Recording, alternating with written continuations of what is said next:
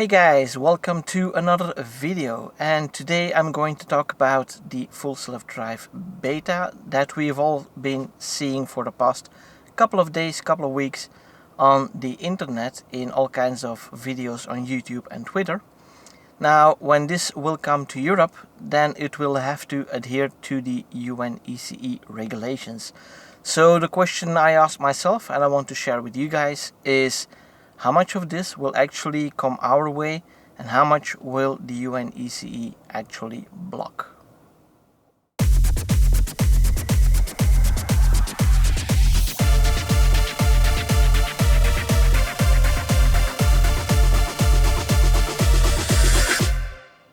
Now, first of all, I have to say that the new UI that is on the S and the X, I really like it because it fills up the entire screen. As you can see here, you have the entire screen instead of the three different widgets.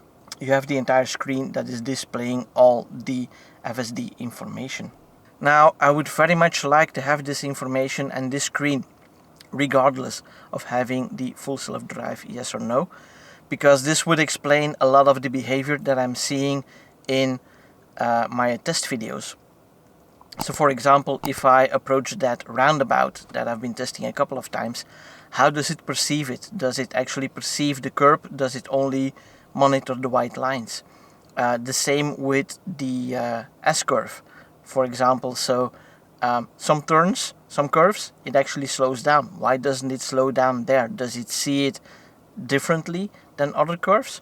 So that would give some kind of explanation. The same for phantom braking, for example.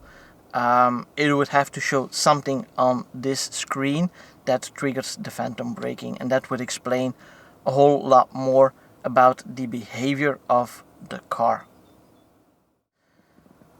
Now, I'm not going to cover every possible scenario, but I have written down a few scenarios that I wanted to talk about to see what would happen and what would be allowed by the UNECE regulations that are currently in place. Now, the first one is the traffic lights. So for me, I don't see any issues with the car automatically reacting to traffic lights. It is just like the traffic assisted cruise control, but it's not reacting to a car, it is reacting to a traffic light color. Now, of course, we have to be absolutely sure that it is reacting to the proper traffic light. So as you can see in my previous videos, that the traffic lights can be quite complicated sometimes, at least in Belgium, but I think in most countries you have similar situations. We need to be sure that the car does not start driving straight on when the traffic light for driving straight on is still red, but the one for turning left is actually turning green at that point, for example. So that is why currently I still have the chime on a green light feature turned on. It is quite annoying to have that ping each and every time a light turns green, but for me it's kind of like a confirmation that the car is actually reacting to the proper traffic light, and in case it would automatically start driving, it would react to the right traffic light there as well. Now, you've also seen in my videos that the placement of the traffic lights is a lot different here than it is in the US, where they are in the center or you can see across the road. That happens sometimes here, that you can see the traffic lights mirrored across the road or on the other side of the intersection.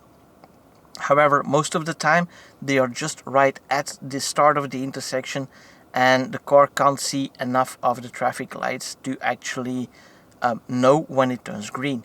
Now, I do have high hopes for the rewrite, even though we don't get, or we maybe don't get, all of the FSD functionality.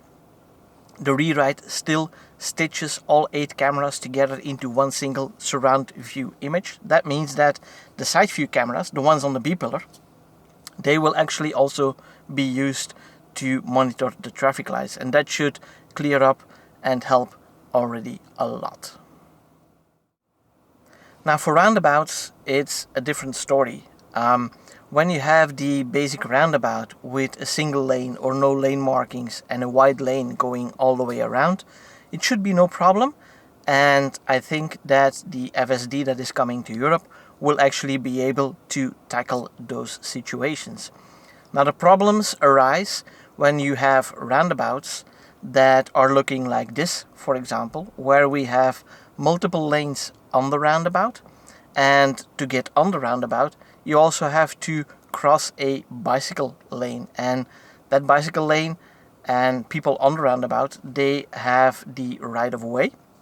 And right now what I'm seeing, if you approach a roundabout in the current version that I have on my car, so it's not the FSD beta, but in the version of my car, it approaches the roundabout, it slows down, but it does not react to oncoming traffic on the roundabout or on a bicycle lane. So it would just drive straight into a car that is already on the roundabout. So hopefully with the beta that will also be solved, of course. But yeah, it also means that you are actually crossing some lane markings, and there we have a potential problem that it is not a lane change per se, but it could be considered one because you're entering a new road and you're crossing another lane. Now we do have to be careful with definitions, because by default what is not prohibited by law is actually allowed. So if the definition of lane change is just changing lanes from one lane to the other while driving in the same direction, then I think roundabouts could be actually doable. I don't know about other countries, but in the Netherlands you have these kinds of roundabouts where the outer lane needs to exit at the first exit possible, and there are some blocks that actually prevent you from driving straight on. So that would mean if the car needs to go straight on a roundabout and take the second exit instead of the first one, then yeah, it needs to move over to the inner lane to actually get to the right exit. Those are actually lane changes. I think it could be considered that way, and chances are that that will not be allowed to be taken autonomously by the car, even if the driver would be indicating. Now that brings us to a very important point and one rule within the UNECE regulations that will nuke most of the FSD capability, and that is indeed that currently the auto lane change is only allowed on roads where you have a divider between the two driving directions, but also only on roads where pedestrians and cyclists do not have access. So even if there is like a 2-meter wide lane of grass in between the road and the bicycle path, even then it is not allowed to do an auto lane change. And that will prohibit a lot of the FSD behavior that we are currently seeing exhibited in the videos on YouTube and on Twitter. And that brings us to the next point, or the next, let's say, test point, and that is intersections. Because as you can see in this video, the car is actually turning onto a new road, but then immediately needs to pre-select the lane to get to the proper position to take a left turn at the next intersection. Now, whereas you could say, well, it could be the driver indicating that rule that I just mentioned, that is actually going to prevent the car from doing that, because on that specific road and in those conditions, the auto lane change, even if the driver indicates it, is not allowed by the UNECE regulations. And that poses a big problem, of course, because, yeah, I mean, if you're constantly going to have to interrupt the whole FSD beta, well, there's not much more FSD that is remaining there. Now you can also see in the video if the driver continues once it gets a green light. It also again crosses to the left. So that means it is potentially not here because the lights are regulating it, of course, but potentially you are turning left, crossing oncoming traffic. There is no specific regulation in place yet at that point, but again, this could be considered a lane change, or it could be considered as a turn, right? So let's hope for the best, and this could be considered a turn, and then it will actually be possible. But again, it is crossing lane markings in some cases, so I'm not sure if that will be accepted, but we can only hope, of course. The same goes for turning to the right, right? So again, the car is not allowed to initiate the blinking action, so you could still say, well, the driver could initiate the blinking action. However, a lane change is not allowed on those roads. Plus, you have the risk of having to cross a cyclist or a bicycle path, and depending on the situation, those have right of way most of the time. Sometimes they don't, but most of the time they have right of way. So yeah, the car needs to monitor the oncoming traffic on that side. Oh yeah, and of course, if we consider roundabouts and turns, then of course the lateral g-forces that are still being limited to about 0.3 g's, those come into play as well. So the car will really have to creep around the bend, potentially hindering traffic, which is also not allowed. In this video from Tesla Raj, it is also very clear that, well, in the US, the lanes without lane markings, they are extremely wide. We don't have such lanes in Belgium, and I think in most of Europe we don't have that kind of wide lanes. But if it approaches even a slight turn, the car goes driving over the middle of the lane, and I think that is really bad. I would have loved to see what actually would happen if there was oncoming traffic. At that point, would the car freak out, or would it actually know better where to drive because it determined, well, this is a two-way street and there's a car coming from the other way? So we don't know at this point how the car would have reacted, but it's definitely not good that the car in such a easy bend will actually drive in the middle or even over the middle of the lane in that specific situation. Kim Paquette has also been driving quite a bit and has been posting quite a bit of videos on Twitter as well, testing the full self-drive beta.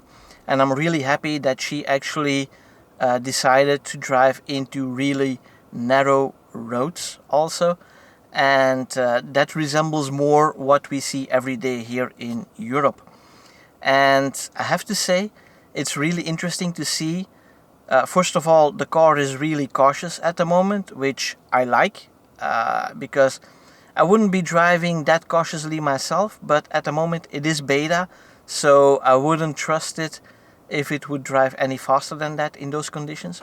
But also, if you look to the left of Kim's head, you can see a glimpse of the side view mirror of her car, and as she drives really close to a car that is parked there, you can see that the Tesla actually folds in the mirror automatically to make the car a little bit more narrow. So I really like that feature, and this is something that I don't do it regularly, but if it's really close to pass somebody, then I will actually do that as well as a safety precaution.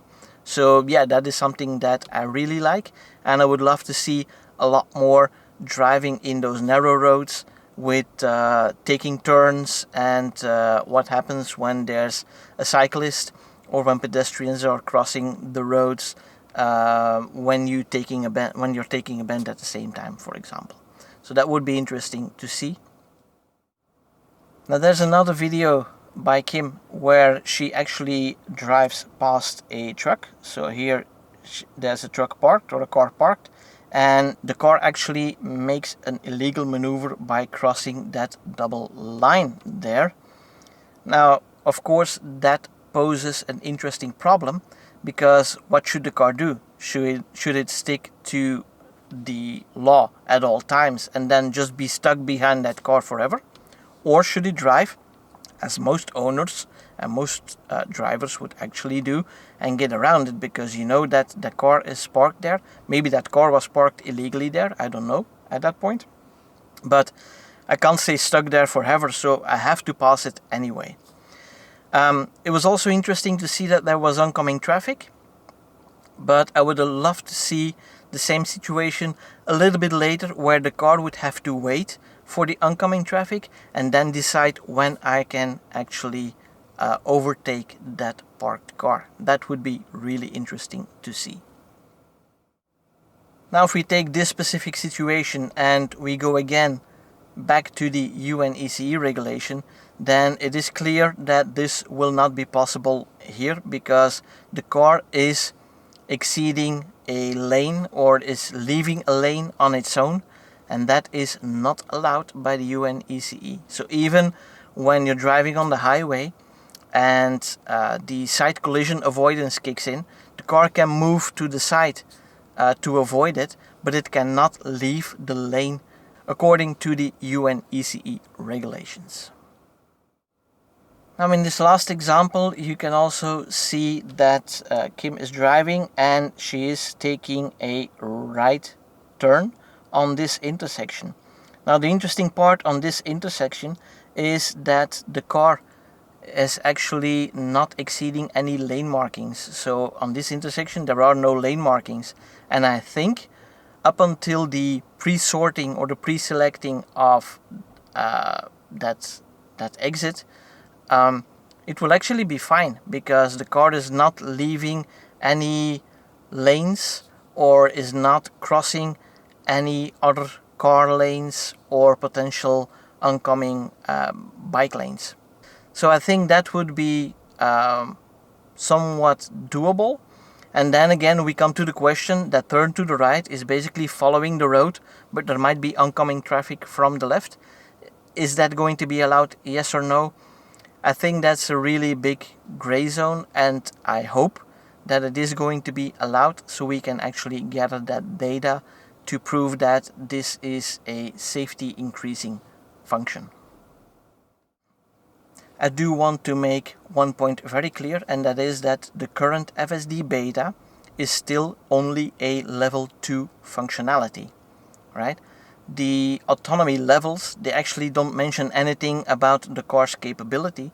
They're all about the driver engagement, and with level 2 the driver needs to be engaged at all times, and this is what the current FSD beta is actually like. So from a UNECE standpoint, we're not introducing anything that is new on the levels of autonomous driving.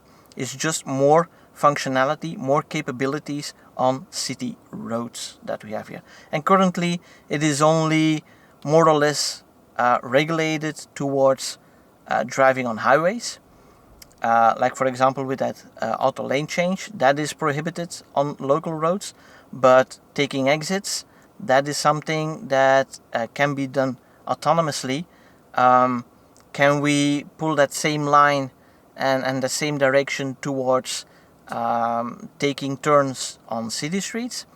I don't know. I think it's really tricky to assume that, but I hope that because it is a gray zone, it is going to be allowed, as it is not strictly prohibited. So there you have it. This is what I think that will be allowed by the UNECE.